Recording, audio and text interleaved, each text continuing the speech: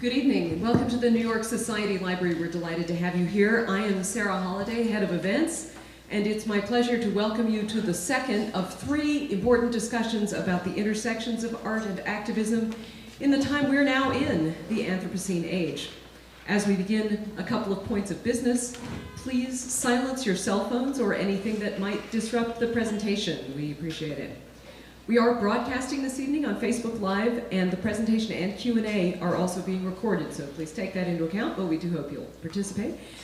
Books are available for sale by our colleagues from the corner bookstore just outside this door, and the authors present tonight will be glad to sign copies following the presentation. We do have snacks in the back of the room. I hope you've already spotted that, and we hope you'll stay a bit and discuss what you hear tonight. A few words about our panelists. Zaria Forman is a Brooklyn artist whose work focuses on natural environments and issues of climate change. She studied at Skidmore College and the Studio Art Centers International in Florence. Her art has been published in the New York Times, T Magazine, National Geographic, Huffington Post, and Smithsonian Magazine. She has also been featured on CNN and in the Wall Street Journal. Zaria exhibited in Banksy's Dismaland, delivered a TED Talk now featured on TED.com, and traveled aboard the National Geographic Explorer as an artist in residence for 4 weeks into Antarctica. It is pretty cool. Gleb Raygorodetsky, darn it, I did it right in the green room, I'm gonna do it again. Gleb Raygorodetsky, forgive me, is a research affiliate with the Polis Project on Ecological Governance at the University of Victoria and the executive director of the Indigenous Knowledge, Community Monitoring, and Citizen Science branch of the Environmental Monitoring and Science Division within Alberta, Canada's Department of Environment and Parks. He holds a PhD in ecology, evolution, and environmental biology from Columbia University, and has written 2 books on Indigenous peoples. His latest, The Archipelago of Hope, Wisdom and Resilience from the Edge of Climate Change, which is available in the gallery, explores the links between indigenous cultures and their territories as the foundation for climate change resilience around the world. This book was recently awarded a 2017 Grand Prize Nautilus Award and was named one of Forbes magazine's 10 best environment, climate science, and conservation books of 2017.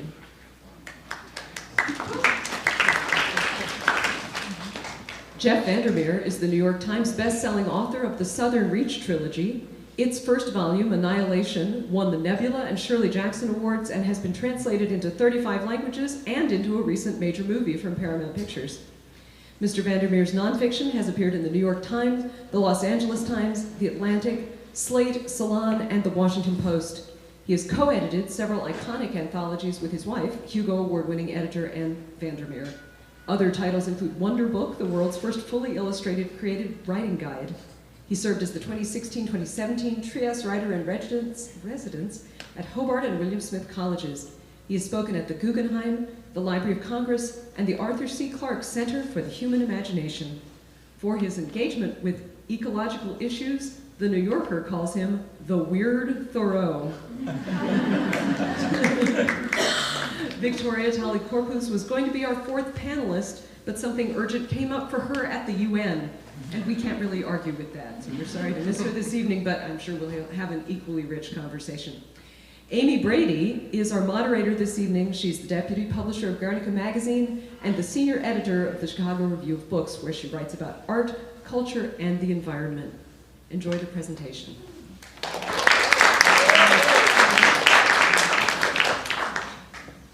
Hi, can everyone hear me? All right, I got it turned on. Okay, as Sarah said, my name is Amy Brady. I am the deputy publisher of Guernica magazine, by far the least impressive person up here on the platform this evening. But for those of you who are not familiar with Guernica magazine, we are a nonprofit that's been publishing online since 2004, largely at the intersection of global arts and politics. To my mind, we have published some of the finest writers working today, as well as many talented newcomers who, after publishing with us, often go on to even greater things. It is such an honor to be a part of a magazine that publishes such vital and important voices in some of our most important conversations of our age. But that said, we are a nonprofit. And as such, we are run entirely by a staff of volunteers and depend largely on our readership for support. So if any of you would like to know more about Guernica or about ways that you might support us in the future, please don't hesitate to come speak with me after the panel this evening. I'd be happy to do that. A few thanks are in order. First, I would like to thank the New York Society Library for co-sponsoring this panel series and for having us in this absolutely stunning room. Thank you to Orion Magazine for also making this event possible. And of course, thanks to all of you for being here this evening. It's wonderful to be in a room of so many like-minded individuals. And then last but not least, of course, I'd like to extend my gratitude to our wonderful panelists up here this evening. You guys are are such important voices in this conversation of art, activism, and climate change. And so we really appreciate you taking the time to be here. Thank you. So I'd like to start this evening by essentially beginning at the beginning and asking you all the question that I've been asking of all of our panelists, a part of this series, and that's what first drew you to the topic of climate change, and what compels you to keep addressing the issue in your work? Gleb, can we start with you? Good evening, everybody. Thanks for coming. Thanks for having me here. As you heard, I'm a conservation biologist by training. Part of my interest in conservation biology and environmental issues was because I grew up in a small community where I was surrounded by people who knew quite a few things about the land that the community was on. And through my career, I was looking for opportunities to deepen that connection with the land. And part of my career path took me to Northwest Territories in Canada, where I worked for an indigenous organization. It was mid-90s. And at that time, that particular indigenous group's been talking about climate change and the impacts that they've been observing for decades. And I guess that was my introduction to the realities of climate change, what it means for communities, what it means for their livelihoods. And I tried to deepen my own understanding of the subject and continue to work with communities on these issues ever since. Hi. Thank you, Amy, and thank you all for coming. So my mother was a landscape photographer, and growing up we traveled to really remote places for about 1 month every single year. So I just had this love of landscape instilled in me from a really early age, and started depicting it in my art as soon as I could hold a crayon, really. And in 2007, I traveled to Greenland with my family. That was the first time I visited the Arctic. And at the time, climate change was not as much of a topic of discussion here in the United States as it is now. But in Greenland it was. It's an everyday thing. And so everyone traveling there, where they were either newscasters coming to write about it, or they were government officials coming to learn about it, or they were the locals having to adapt their lifestyle on literally a daily basis to the changing landscape. So that really just opened my eyes to the climate crisis and made me realize how crucial it was, and how it's really something that it's a global crisis. And so I was already planning on making art about Greenland, and I realized I needed to address climate change, and that was kind of a big shift in my work and I've been focusing on that ever since. So in a way, it's kind of similar to your experience. Yeah, thanks to Amy and the library and the magazine and all of y'all for coming out. It's kind of intertwined inextricably with a love of nature and just kind of where I grew up. I grew up in Fiji, and I grew up in a part of Fiji where basically you were on a beach, more or less, and you were interacting with nature all the time. And that's what I knew. And also my dad was an entomologist and research chemist, and my mom was a biological illustrator before computers phased that job out.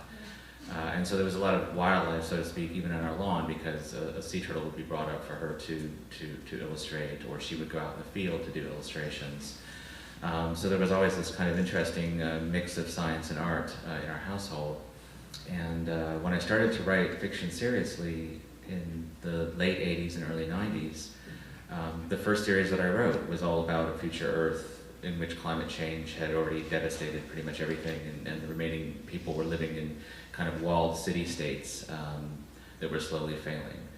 And so for me, you know, I thought that this was a topic that was of concern back then, in part because J.G. Ballard thought it was a concern in some ways in the 70s, and there are quite a few really amazing dystopias and post-apocalyptic tales from back then in the 70s and 60s when there was that great kind of boom in ecological consciousness before there kind of became a lull in it in the 80s and 90s. And so I just come through it to that and through what I feel are the kind of ambassadors of nature animals, and I try to present them properly in my fiction. I try to present the complexity of ecosystems in my fiction, so that the climate change stuff is kind of like there as well, but the point is that there's this amazing wealth of life all around us that is actually very resilient if we give it half a chance, and that we need to give it a chance, because if we don't give it a chance, we won't be giving ourselves a chance either. So the title of this panel series is Art and Activism in the Anthropocene. And so I want to, for a moment, just to focus on those first two capital A lettered words, art and activism. But I'm going to come to you in just a second. But first I want to ask you, Jeff and Zaria, both of you are artists. Zaria working in the visual arts, Jeff in the narrative arts. Do you also consider yourselves activists? I do. I mean, I consider myself an artist first, but definitely an activist as well. I think, you know, for activism is it's asking for change, right? It's asking for action from us, from human beings, and the core purpose of my work is exactly that. Like, I'm trying to so psychology tells us that we take action and make decisions based on our emotions more than anything else. And so with my work, I'm trying to touch your emotions. I think art just has that ability in general. And so I'm using my best, you know, the thing I think I'm best at, which is art, to touch at people's emotions, to make them fall in love with these beautiful landscapes in the way that I have, and in the hopes of that spurring action. Well, because of the fact I was in Fiji and then we were traveling quite a bit, I didn't really have a sense of place until we settled in North Florida and moved up to Tallahassee in '92. And then basically I became very much aware of the environmental issues in that area, and I was basically hiking every week, and I came to know the area very, very well. And so everything that more recently has come to me personally about climate change has been very much felt in the body. The Gulf oil spill, which to a lot of us on that coast was this spill in our heads that at the time when it didn't seem like they were going to be able to cap it, seemed like it might go on forever. It was literally a physical pressure in your skull. And that kind of came out into the page in some ways in the Southern Reach trilogy. And so for me, it's something that I feel in the body. It's something that's very personal to me in terms of my connection to a place now. And that's why I think it's come out more directly in the Southern Reach series than in prior books. And so I think, you know, there's not really a question of whether it's activism or not. You know, writing about landscape in a certain way is a political act. And so whether you want to be an activist or not, you're going to be perceived as having perhaps a view of the environment that causes discussion and causes disagreement. I'm kind of split on how fiction can actually affect change, because I go back to Ballard and other people in the 70s who were writing about similar things. Did that change the world or not? But maybe in an incremental way. The things that I see, for example, that make me think the books might be helping in an activist way, more and more teenagers telling me that they're going into environmental science, and in part it's because they read the books, you know, they read the books in class or something, and you know, that's giving me way too much credit, but it makes me feel more hopeful about the fact that fiction can make a difference. I also think fiction cannot make a difference for climate change deniers, but for those who think that climate change is something that's going to happen 50 years down the road, and they say they believe in it, but they don't believe in the immediate impacts now, I think fiction can move those people into activism. And then the other thing I've done to kind of, just kind of, you know, feel like I'm doing something is a percentage of all royalties from the Southern Reach go directly to environmental charities, and the ones with the least bureaucratic overhead, and the ones that are doing local projects that make sense for local people. So. That's amazing. Thank you for doing that. For Gleb, I want to kind of turn my question about art and activism on its head, because I did see your book, Archipelago of Hope, as a form of activism. But I can only imagine how difficult it must be to continue to have the kind of conversations that you had, not only with the indigenous people that you went and interviewed for that book, but for people who you are trying to get to better understand their plight. I imagine it's difficult not only because it takes a lot of stamina, but because a lot of what you have to say probably falls on deaf ears. And so my question is, what is the art of activism? Or maybe put another way, how do you choose the narratives that you tell or the pictures that you paint to get people to really listen? Well, I'm sorry to say I have no idea. I never thought of myself either as an artist or an activist. I guess what I'm driven by is that our world is defined by the stories that we tell ourselves about the way we live. And it's dominated by a certain kind of stories. And what I've learned in my work and in my life, and what I learned from people who were patient enough and generous enough to teach me, was that there are different ways of telling the story of how we should live on Earth. And the people who have the richest and the deepest stories are communities who've been nurtured by the place over generations, something that, just as Jeff, I haven't experienced growing up.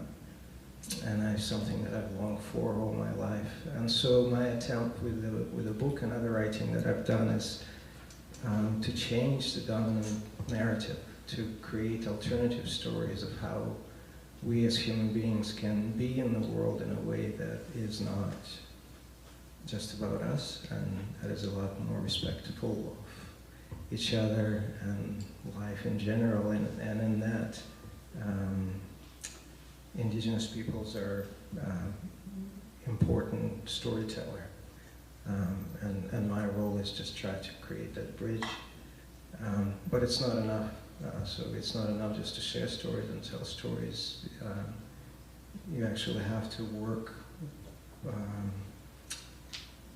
at translating them, and even with communities within the communities, with larger quote-unquote audience. So it's an ongoing work, passion. So it's hard for me to see it as art form. It's just a way of life, I guess. So the subtitle of this particular panel is Strange Reality, Art and Activism in Transitional Environments. I think it's probably fair to say that in 2018, there are many reasons why we might call our reality strange. In this country, at least, there is the ongoing cry of fake news, constantly making us doubt what is real, what is not. There's also the prevalence of hyper-reality and the internet and its ever increasing presence in our everyday lives. And then, of course, undergirding all of this is the reality of our changing planet. Scientists have said in the last 30 years we have seen more dramatic effects of climate change than we have in all of human history, just in the past 30 years. So we're seeing stranger weather and are watching environments that we thought maybe were at least semi-permanent, like Antarctica, rapidly transitioning much faster than we thought would be possible. So I want to talk to you, all three of you, just a moment with those phrases, kind of strange reality and transitional environments in mind, to delve a little bit deeper into what you think about when you are creating your work. Jeff, I'd like to start with you. Your work in the Southern Trilogy and in your most recent novel, Born, is, it's often called weird fiction. And I think one of the reasons why it's weird or strange is that the realities that you are depicting are landscapes that are transitioning. They're either by human forces or a force we don't even quite understand.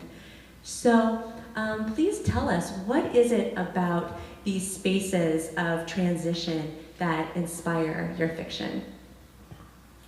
Well, first of all, it's again kind of personal, because the place that I like to hike the most is the St. Mark's Wildlife Refuge, and it goes from pine forest to black swamp with cypress knees to marsh, and then an almost prehistoric landscape out on the salt flats, and then to the sea.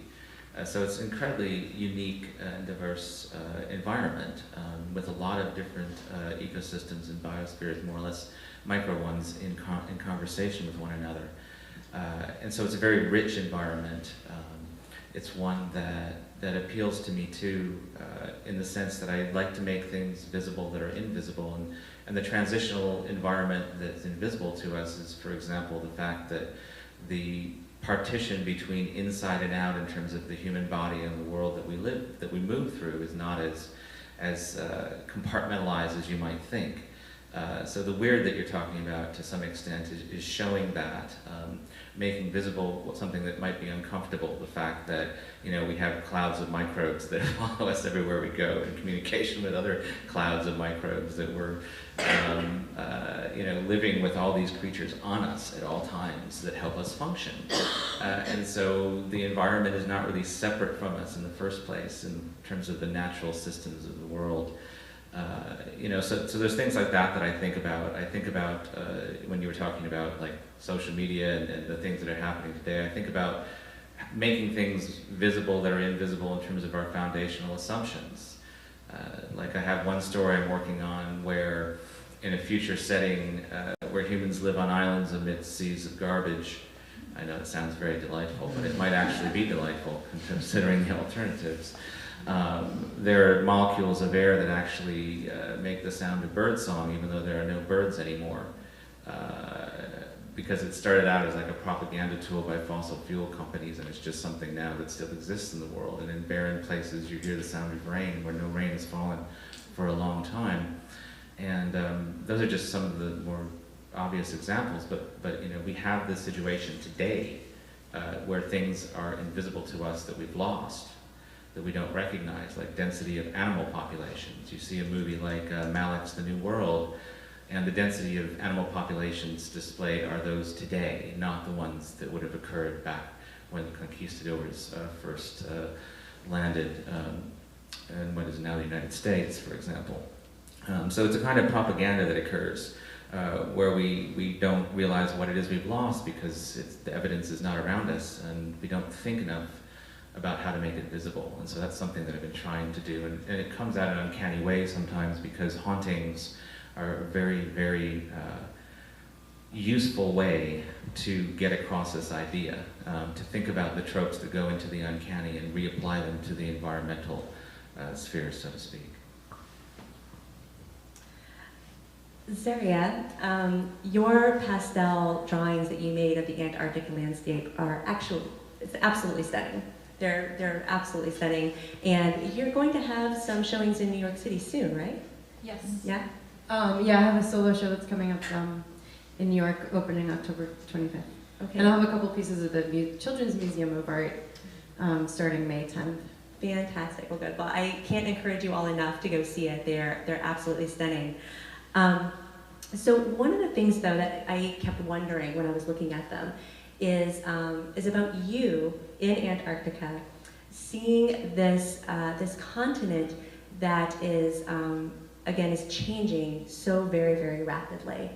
I'm sure everyone in this room at least probably has heard of, or maybe actually read the New York Times article about the 11-mile crack that appeared in 4 days across Antarctica. It was horrifying. So it's, again, a landscape that is rapidly transitioning. So what is it like as an artist to go to a place where you can see such rapid change and then try to capture that on a kind of static place like a canvas? Good question. You know, for one, I'll start by saying it's hard for me to actually see the change with my own eyes, because I'm not going back to the same places year after year at the exact same time of year necessarily.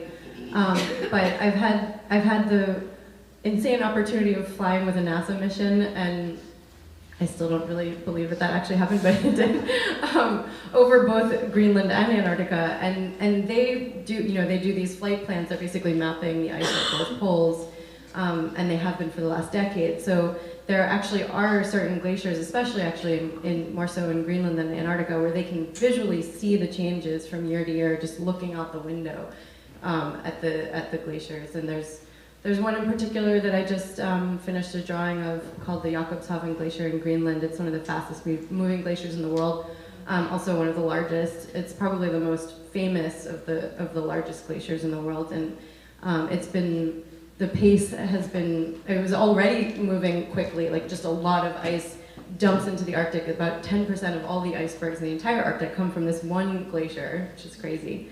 And the speed at which it's been moving has picked up tremendously in the last 30 years. And yeah, and the folks at NASA, Icebridge is the mission I flew with, and they told me they can see the difference year to year. And then for me, it's more of a, you know, on these trips, especially on those flights, I'm just trying to take as many pictures as I possibly can through the window and trying to soak it up with my eyes to remember the experience. And it's kind of rapid, and then I get to come home and get into my studio and stretch that moment out into several weeks, sometimes months, as I work on a drawing. I don't know how many of you have seen my work, but it's very real. I'm trying to make it look as realistic as possible. I want to make the viewer feel like they're standing in front of the glacier that I saw. I'm trying to give you the exact experience that I had as much as I can in a piece of art. And so they take time. I'm trying to capture as many details as I possibly can. So it's a wonderful way for me, the process of making the work, to dive back into that moment that's sometimes really quick, whether I'm on a boat on the ground or flying 1,500 feet over the ice. It's a chance for me to really just imbue myself with all the details and re-explore them in their entirety. And I really enjoy that process. And then the other side of it is, especially for the iceberg drawings, but the glaciers too, I see them kind of as portraits. So they're portraits of these things that are so ephemeral. They're changing day to day, week to week, year to year. Quite often by the time I'm finished with the drawing, the actual thing that I drew looks entirely different by the time I'm finished. So that's just, to me, it's a way of documenting these landscapes as they change so rapidly and trying to figure out a way to preserve their beauty in these moments that exist in these places that are so remote from most of our everyday lives. Gleb, in your book, The Archipelago of Hope, you traveled to many different indigenous communities and spoke with indigenous peoples about how their land, after living there for generations and generations, are undergoing lots of transitions because of environmental issues and climate change. One of the more interesting things that I read in the book was your conversation of traditional knowledge, which is the idea that indigenous peoples have this knowledge that's passed on to them generation after generation from living on the same piece of land for many, many years. And one thing that kept coming up in a lot of your conversations with these people was that climate scientists would have a lot to learn if they paid more attention to indigenous peoples and their traditional knowledge. Can you talk a little bit more about that and what climate scientists would learn? I'll try. So maybe just a couple of thoughts that the world is not static. It's in constant flux. And for generations, people who knew how to see the world actually noticed the change. There are stories from First Nation peoples of Canada. They remember migrating with the trees as the glaciers retreated thousands of years ago. So that's in people's memory. And the changes that are happening, they're not necessarily different from changes that have historically been observed. What's different is the magnitude and the rate. And that's what causing difficulties to communities, because it's happening so fast that it's sometimes hard to adjust. And likewise, the options that are available for them to adapt are also limited, because the system that was a lot more in resonance with the landscape has changed too.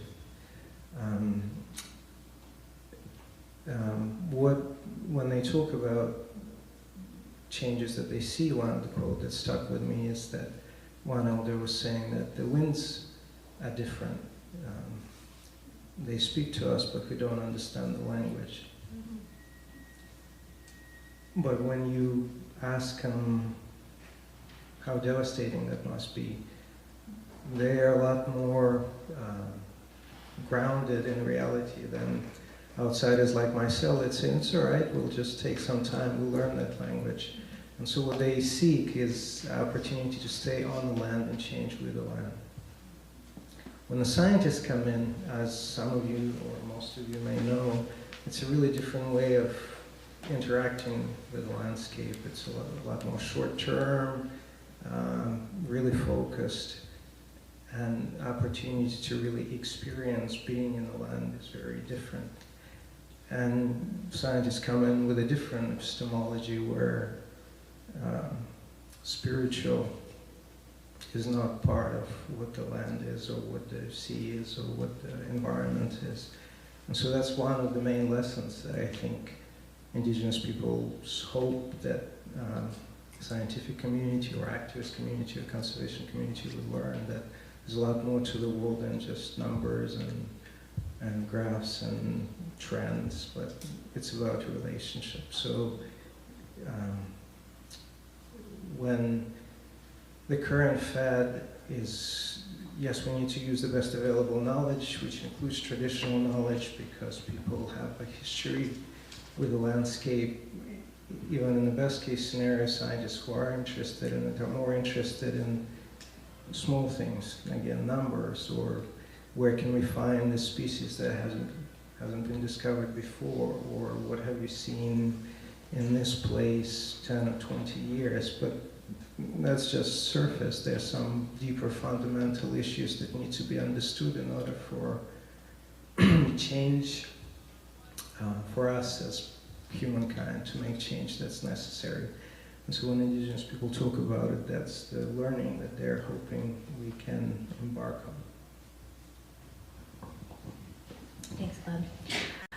So one of many reasons why I was so happy to have the three of you up here this evening was because the three of you are engaged with such careful observation of environments, as well as firsthand research, especially in your case, Gleb, of all the world traveling that you've been doing. So my question for the three of you then is, as you make these observations and read more about climate change and engage in more research, what is something that has truly surprised you about what you've learned?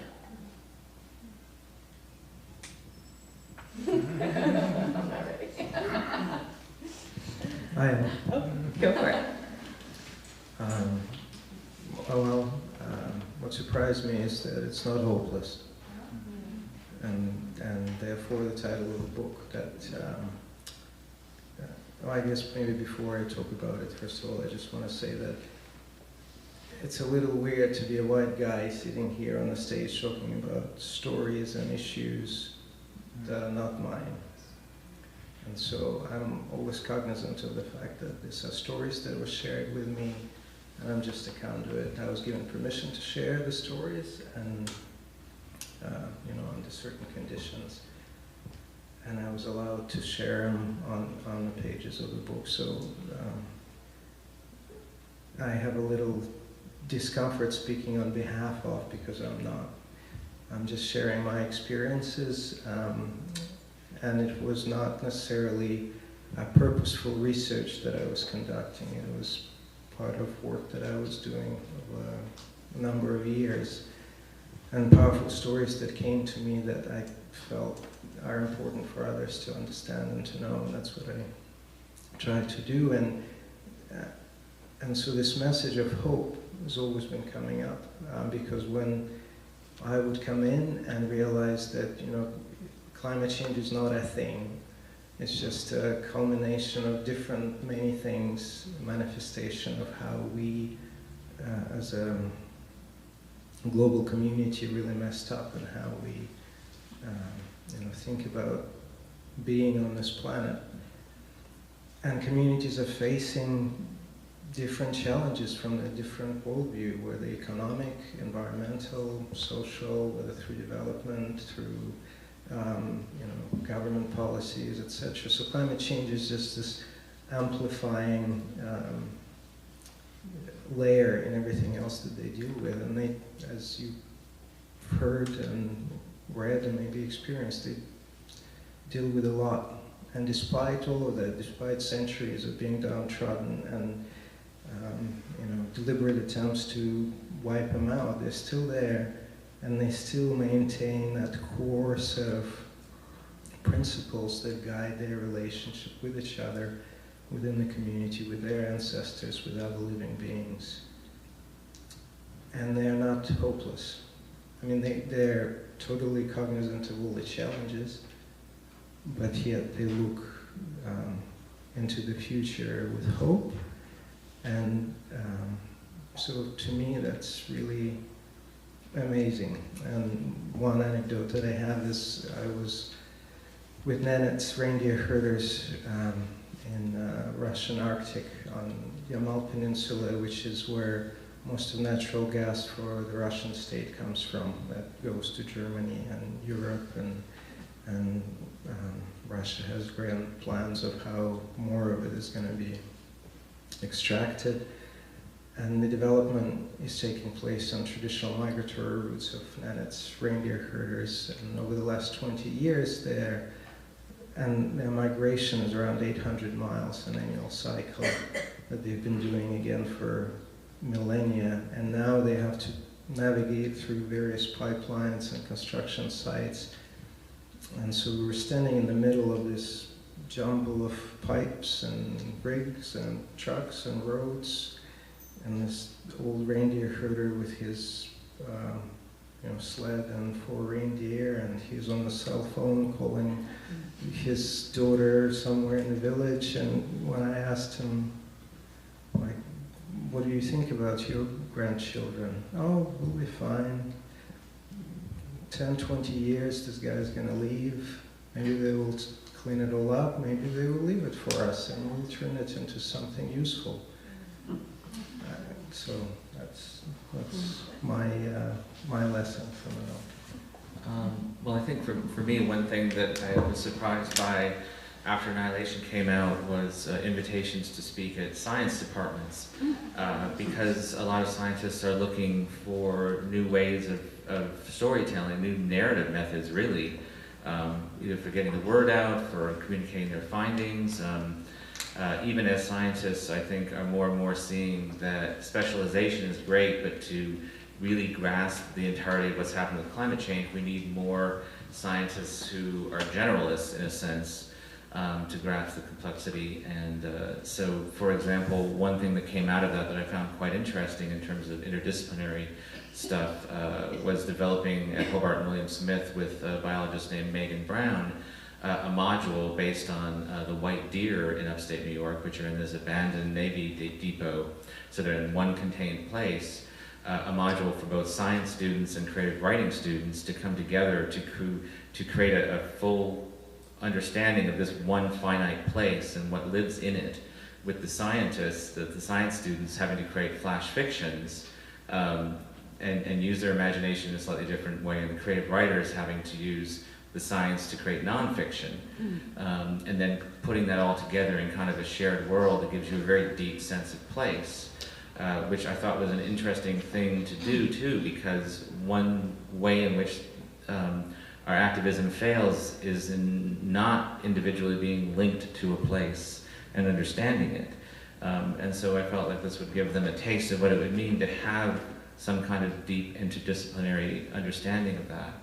The other thing that I've found quite interesting is the nascent beginnings of what you might call soft tech. A lot of what we call hard tech, like smartphones and stuff, is incredibly primitive compared to natural systems.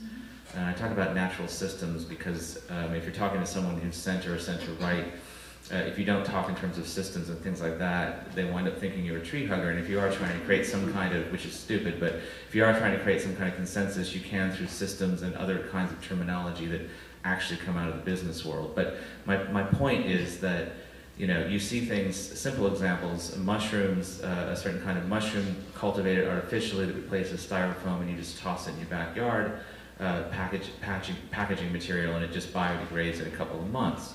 The point being, the more soft tech we can create that works with the way the world works already and supports those complex systems, the farther away we'll get from things like overuse of plastics. Okay, I mean, even without climate change, we'd be in a huge amount of trouble because of pollution, use of plastics, and all of this. So, you know, and plastics, of course, create, you know, global warming as well, the creation of plastics. So that's one thing that needs to be monetized more, and one thing that capitalism is, one of many things capitalism is letting us down on, is this need to monetize everything. Because a lot of the soft tech stuff could be jump-started a lot quicker if it wasn't, you know, having to compete against like the battery or solar power, you know, which is important, but it's not the full story and how we get past this. I agree 100%. Thank you. I never heard that term soft tech. I will look that up. You also stole kind of what I was going to say. No, it's okay. I'll just give my perspective. I was going to say I was really surprised when I got an email from NASA. It's like, what? I'm like this little artist in Brooklyn, and NASA scientists want me to come fly with them? Like, this is crazy. And I thought it was a hoax. And literally until I like entered my first science meeting down in Punta Arenas, Chile, I was like, oh no, these are definitely NASA scientists. I'm not being kidnapped. Yeah, and I think the reason, you know, people ask me a lot, why did they want you to come fly with them? And I think it still surprises me. So they've been doing this research for years and years. I mean, this particular mission has been going on for a decade, and I mean, in climate science, like we know what's been going on for well over a decade, and yet we're still not moving in the right direction and moving in the right direction fast enough. And so it's like we have the data. Of course, we can keep collecting more, and there's still so much more that we have to learn about ice in particular, but the way that the climate is changing in general. And but we know the direction that we're heading in. The data is clear, but for some reason we're still not listening. A lot of us aren't. And so they recognize the need to communicate their findings in a way that's not just numbers, not just, you know, dry statistics. And I think the scientist that, in particular, who reached out to me came from a family of artists, and he recognized the power of communicating, the power that art has to communicate something. So, you know, I'm sitting there thinking like, well, NASA has a way bigger social media following than I do. Like, why do they need me to post about this? But I get it. It's a bigger picture. And the other thing that was surprising is just a little, you know, anecdote about my flights with them. It was just really eye-opening to fly for hours over ice sheets in Antarctica and Greenland, but especially Antarctica because it's bigger, there's more ice there, and it's just, I mean, there were hours would go by where it was just flat white ice below me, and I was actually terrified I wasn't going to have anything to draw because it was boring. But at the same time, it just like opened my eyes to the vastness of the poles, of the ice, and in turn the vastness of this crisis that we have at our hands. But that reminds me that scientists used to deliver their findings in the form of poetry, like in the 1800s. And in the 1700s, they used to use the form of dream journeys, which is where fantasy originated from. They would actually do a dream journey into some fantasy place, and their thesis would be embedded in that, and their findings would be. So there was this confluence of fiction and science at that point, which kind of, brings it full circle in a weird way. I love that. That's great. I think we have time for one more question before turning it to the audience. So my question is, for the three of you, if you could get just one person to take away one thing from the drawings that you make, the writing that you do, what would that one thing be? Gleb, let's start with you.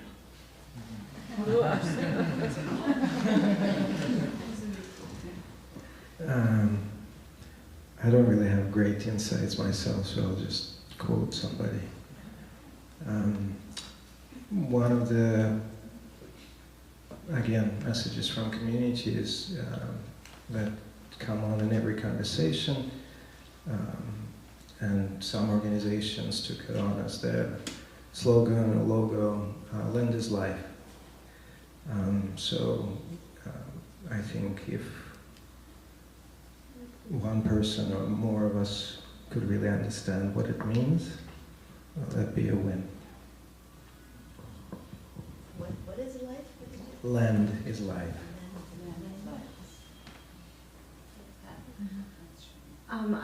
I think I want people to experience a connection with these landscapes that are otherwise so far off and not a part of our everyday lives, but that are at the forefront of climate change and play a huge role in how the global climate system is shifting.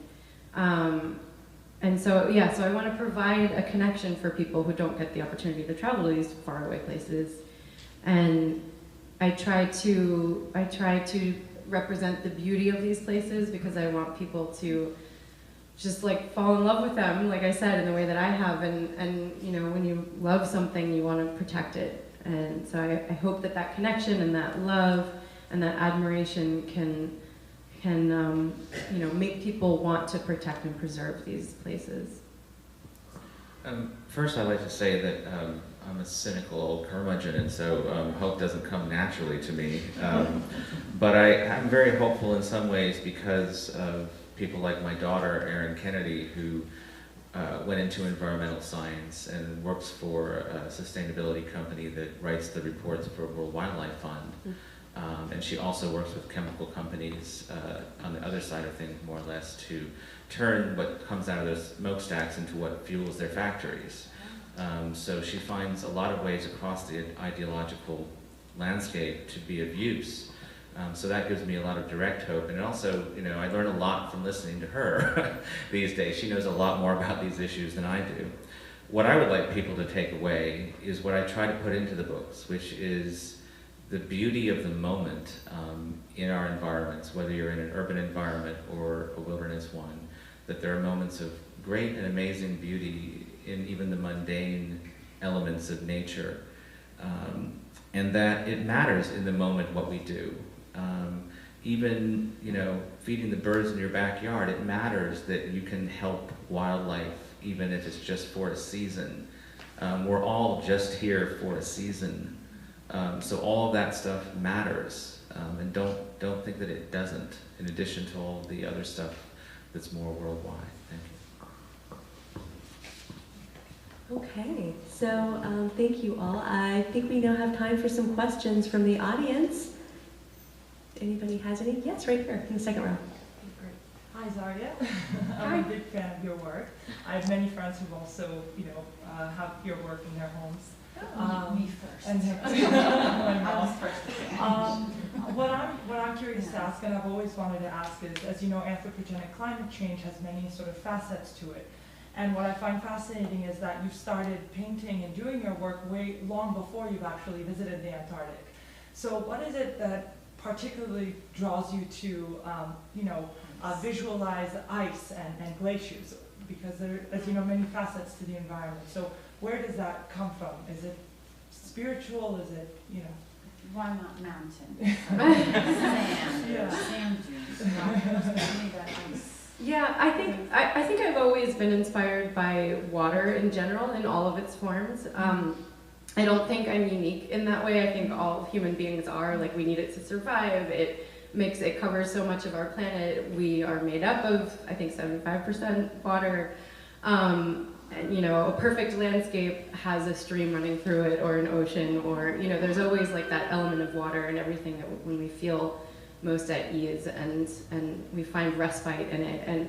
And so for me, just artistically, it is an endless source of inspiration. There's so many new things I have, like, always to learn about how to render it in all of its different forms. So I began early on, when I first graduated college and started actually calling myself an artist professionally, I was doing large storms, skyscapes, hurricanes, tornadoes, and cloud formations. And then that moved into lakes and oceans and rivers, and which I'm still learning and I'm still drawing. And then, I visited Greenland for the first time, like I said, in 2007, and I was completely afraid to draw ice. I didn't think I was able to do it. And so even though at the time I decided I wanted to focus on climate change, I was talking about it in my artist statements, but I was omitting it from all of my imagery. So I would have all these gorgeous photos that I was working from with ice, at the horizon line, and I would just take the ice out and just draw the water and sky. Because I think I just wasn't ready yet. I was still learning how to draw water, and I still am, but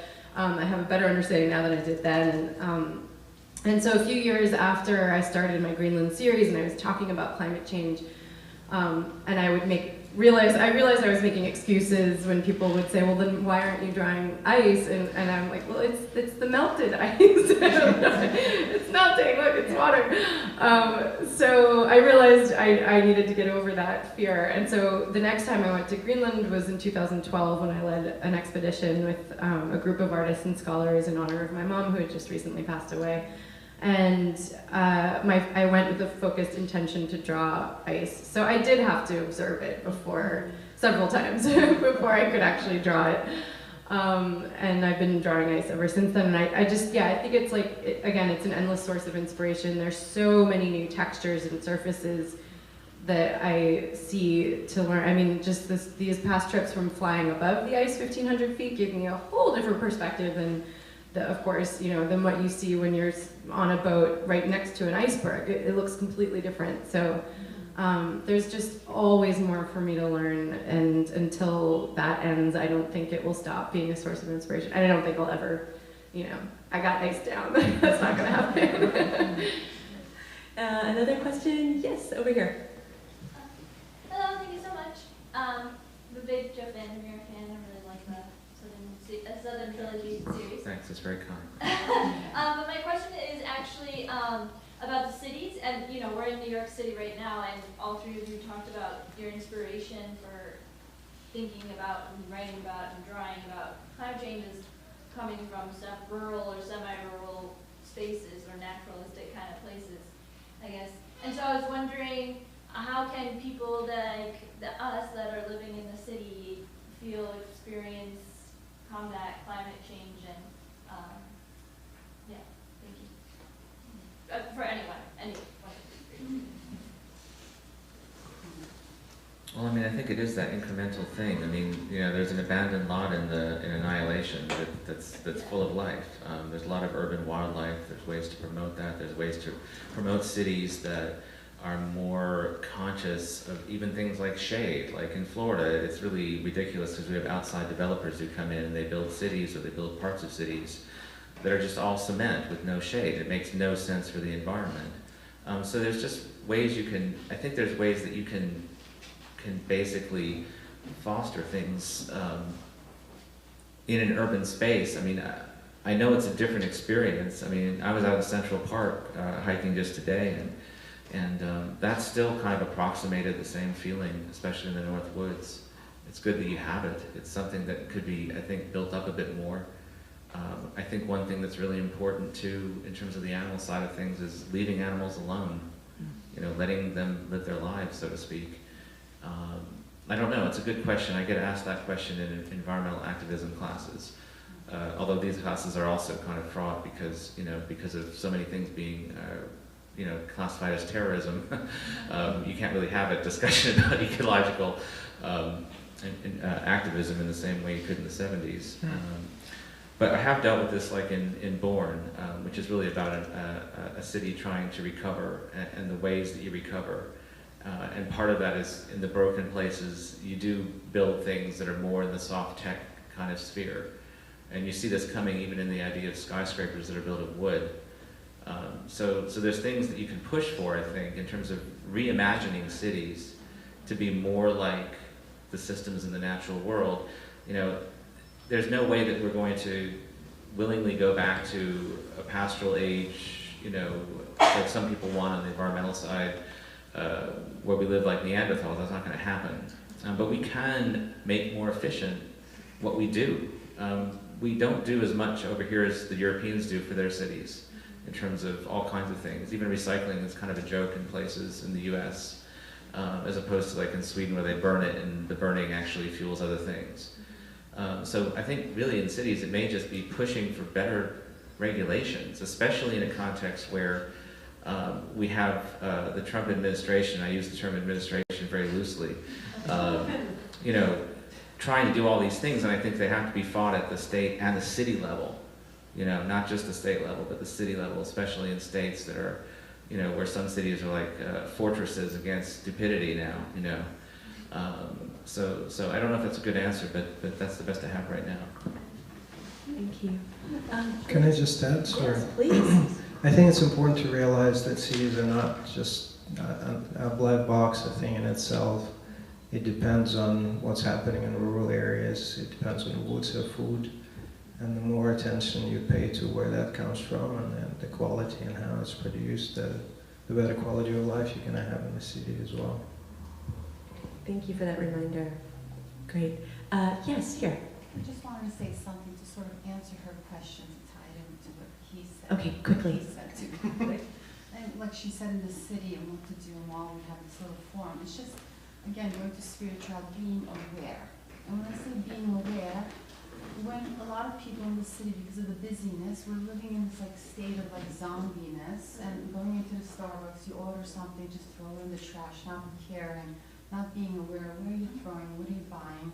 Example, like even like Starbucks, you get an iced tea in a glass, you go for a refill, they throw it in garbage, they have to give you a new one. Why? Because the law says due to sanitation, the state government, they're not allowed to serve you in the same plastic cup refill, that they have to give you a new one. So why don't we then do something and say, no, I want it in the same cup, and I get angry at the guy, say, why did you throw my good plastic cup away? Because of laws, just things like this, just awareness. Otherwise we could sit here till eternity and talk about things, but it's just one more plastic cup that went in garbage because of a state law, you know, and it all adds up. Yeah, that everyday awareness is so important. So thank you for that reminder. Yeah. Any other questions for our panelists? Yes, over here.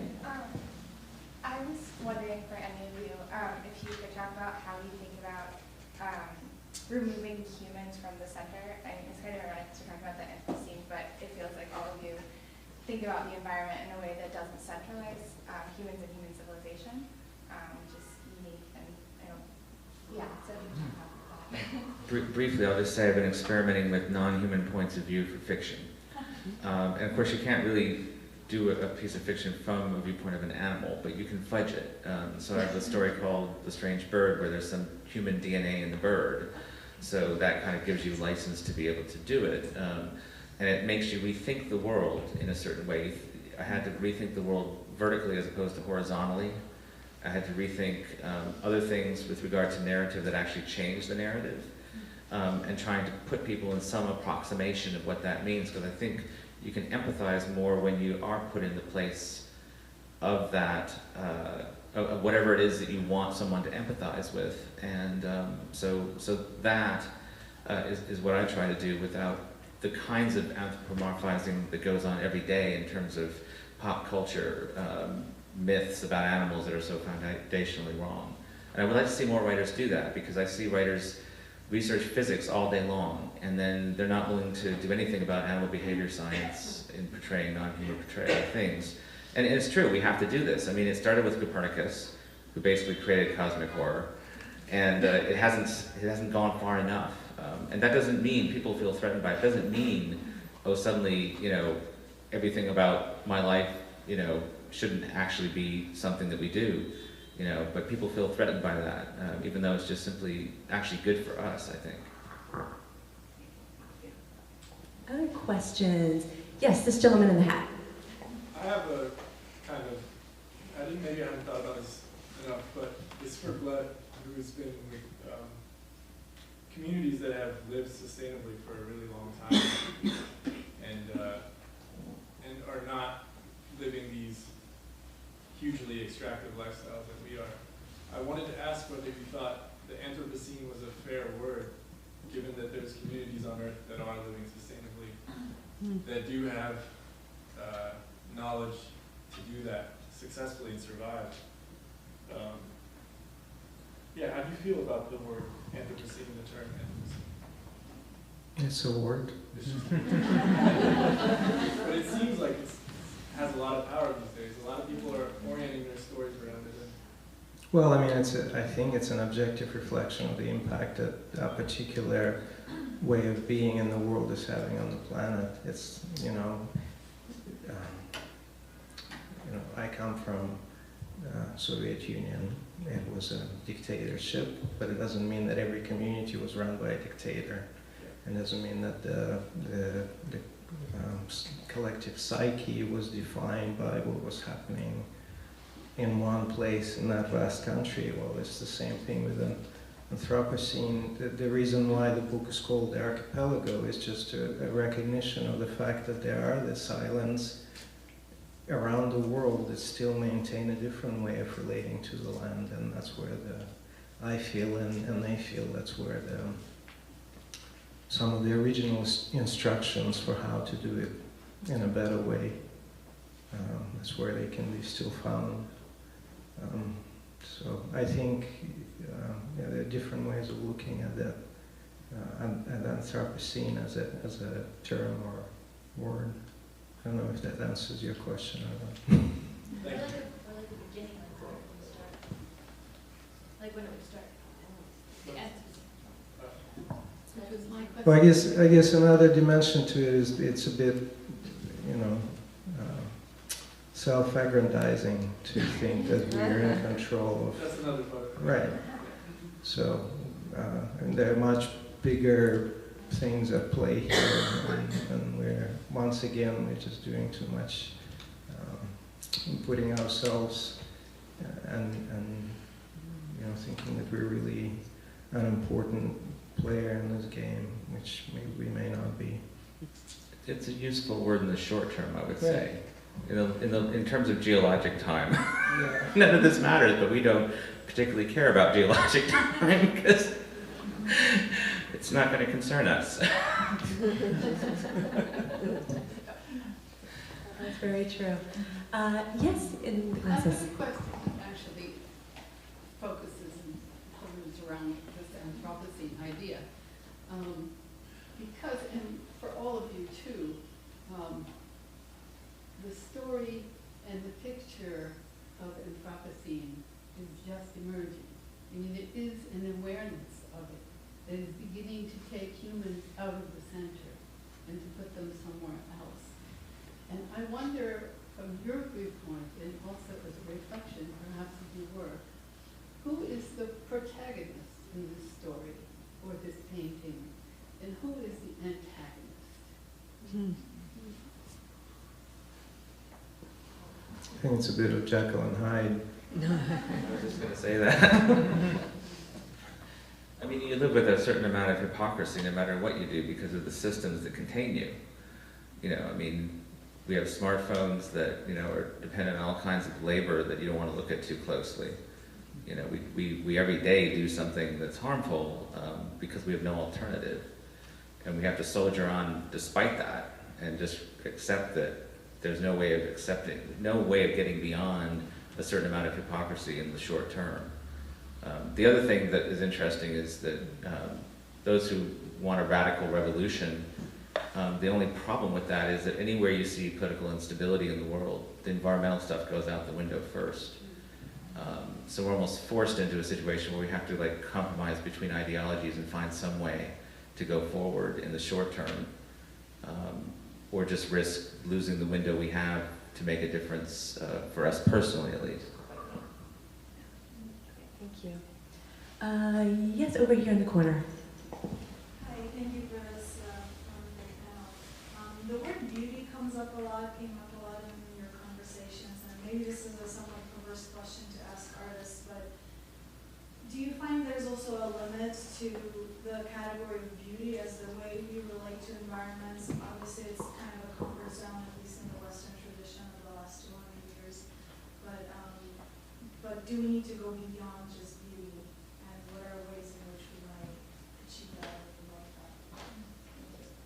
that? I'll just say that I think we definitely do need to go beyond just beauty. I think a lot of us need to be like scared into action or disgusted into action, and I think it's important to watch the movies that are frightening and, you know, look at the paintings that are of the destruction.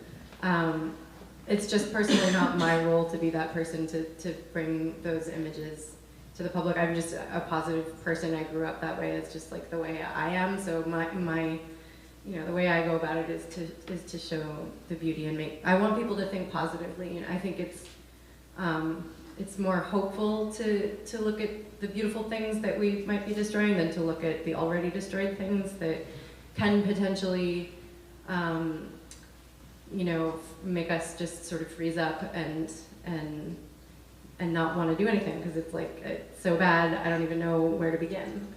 It can be paralyzing, I think, but that's not for everyone. I think some people do need to see that destruction in order to, you know, and the ugliness in order to take action. There's kind of two things. First, when I talk, there's two different kinds of beauty I'm talking about. One thing is kind of an ecstatic experience I have when I'm hiking that is kind of like transferred into the emotions of the text. But the other is that I'm often trying, the reason I'm known for writing weird fiction as opposed to like horror or something else is that in weird fiction, the idea is that you're trying to get across some understanding of the other or something monstrous or that human beings find monstrous by finding the beauty in it. So it's not simply this idea of traditional beauty, it's something disturbing that a character or the prose conveys as actually being quite beautiful if you just look at it from a different direction, which is a way of getting out of our foundational ideas of what beauty is in the first place in the natural world. We don't think of sharks as beautiful, but I do. You know, I mean, and that's just one example of kind of the things we put on animals in the environment that aren't actually true about them to some extent. The other thing is defining utopia and dystopia differently, and I would just say that if you write in a post-apocalyptic way or dystopian way, and you can hand your book to someone who's been displaced by climate change, and they say, oh, that sounds pretty nice, then you need to re-examine the bubble that you're living in and what you think of as beautiful, for example. Thank you for that, Jeff. So I am informed that we are unfortunately out of time this evening. So Gleb, Zaria, Jeff, thank you so much for being here this evening.